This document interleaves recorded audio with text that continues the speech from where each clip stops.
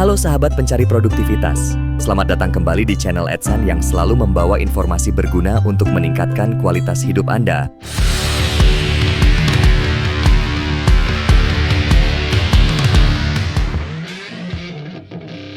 Hai para fresh graduate, tahukah kamu tentang upah minimum, UMP, atau UMK? Jangan ketinggalan informasi ya. Setelah menyimak video ini, kamu pasti jadi tahu. Sudah nggak sabar?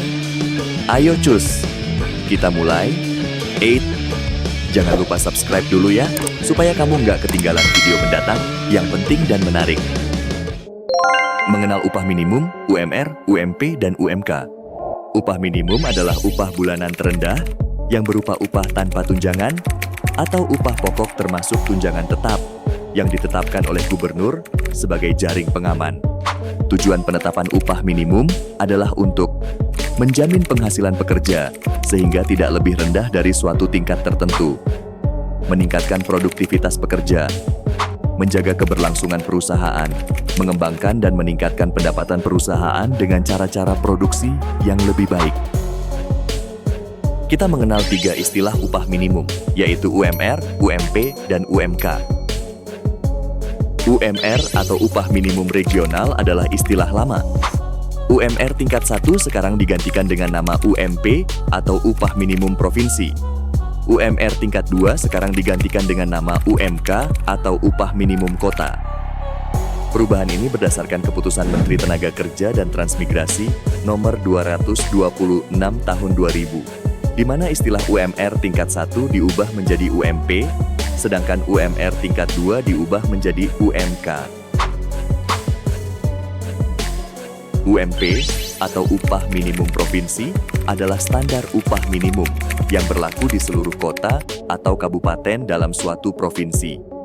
Kebijakan ini hanya berlaku untuk pekerja dengan masa kerja di bawah 1 tahun.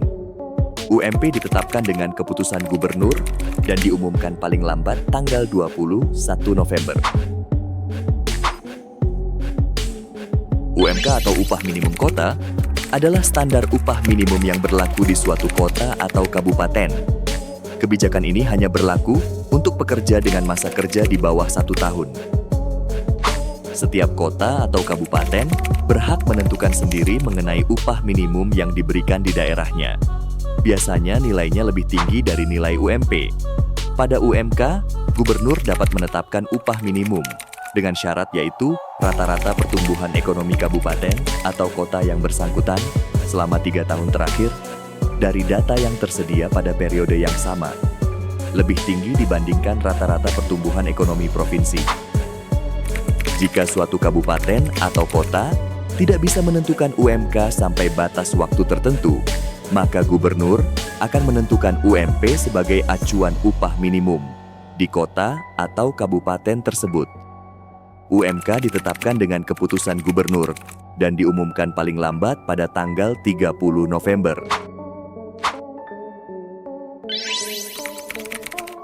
Mulanya UMP dan UMK ditetapkan berdasarkan kebutuhan hidup layak pekerja di suatu wilayah. Sekian komponen kebutuhan hidup akan disurvei nilainya di lapangan. Nilai komponen di suatu wilayah tidak sama dengan nilai di wilayah lain, dan kemudian dirumuskan. Untuk memperoleh seluruh komponen KHL tersebut, berapa nilai upah minimum yang diperlukan pekerja. Keputusannya ditetapkan dalam pertemuan tripartit antara buruh, pengusaha, dan pemerintah. Ini tercantum dalam UU Nomor 13 Tahun 2003, di mana disebutkan, pemerintah menetapkan upah minimum berdasarkan kebutuhan hidup layak dan dengan memperhatikan produktivitas dan pertumbuhan ekonomi. Kemudian terbit UU Nomor 11 Tahun 2020 tentang Cipta Kerja. Lebih lanjut pasal 25 PP 36 2021 yang merupakan turunan dari Undang-Undang Cipta Kerja menyebut bahwa upah minimum ditetapkan berdasarkan kondisi ekonomi dan ketenagakerjaan, dengan kata lain tidak lagi berdasarkan kebutuhan hidup layak. Dan yang paling akhir, kebijakan penetapan UMP dan UMK tahun 2024 berdasarkan PP nomor 51 tahun 2023 tentang perubahan PP Nomor 36 Tahun 2021 tentang pengupahan. Penyesuaian UMP atau UMK ditentukan oleh 3 komponen, yaitu 1. Inflasi, 2. Pertumbuhan ekonomi, 3. ALPA atau indeks tertentu.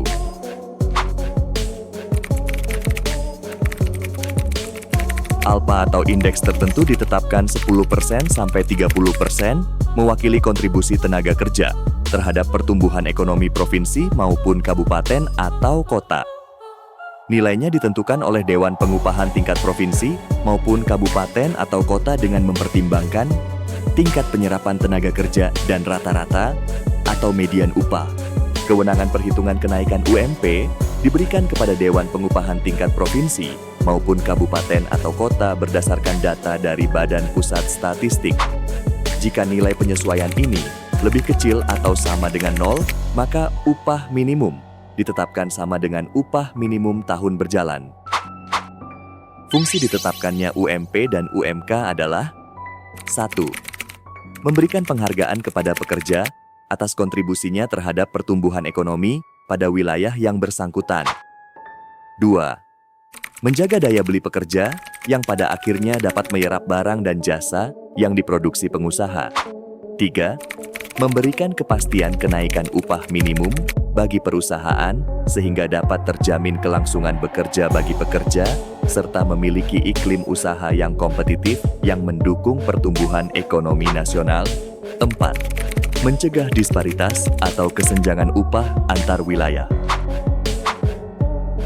Upah minimum bagi pekerja di atas 1 tahun. Sedangkan kebijakan upah minimum untuk pekerja dengan masa kerja di atas 1 tahun atau lebih, diberlakukan kebijakan pengupahan berbasis produktivitas atau kinerja dengan menggunakan instrumen struktur skala upah. Artinya, pekerja dengan masa kerja di atas 1 tahun berhak untuk dibayar atau digaji di atas upah minimum yang disesuaikan dengan output kinerja atau produktivitas pekerja dan kemampuan perusahaan. Upah di bawah upah minimum. Kesepakatan pembayaran upah di bawah upah minimum ini hanya dapat diimplementasikan kepada usaha mikro dan kecil. Kesepakatan yang dibuat minimal sebesar persentase tertentu dari rata-rata konsumsi masyarakat berdasarkan data yang bersumber dari lembaga yang berwenang di bidang statistik.